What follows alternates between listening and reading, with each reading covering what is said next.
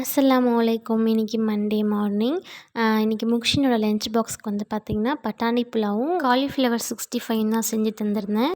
பட்டாணி புலாவை எப்படி செய்யுதுன்னு பார்க்கலாமா? அதுக்கு ஒரு குக்கரில் 1 ஸ்பூன் நெய் விட்டுட்டு 2 ஸ்பூன் கடலெண்ணெய், அது கூடவே பட்டை, கிராம்பு, ஏலக்காய், 1/4 ஸ்பூன் சீரகம், ஒரு பெரிய வெங்காயம், ஒரு பச்சை மிளகா, 1 ஸ்பூன் இஞ்சி பூண்டு பேஸ்ட்டு போட்டு நல்லா சாட்டே பண்ணிக்கோங்க.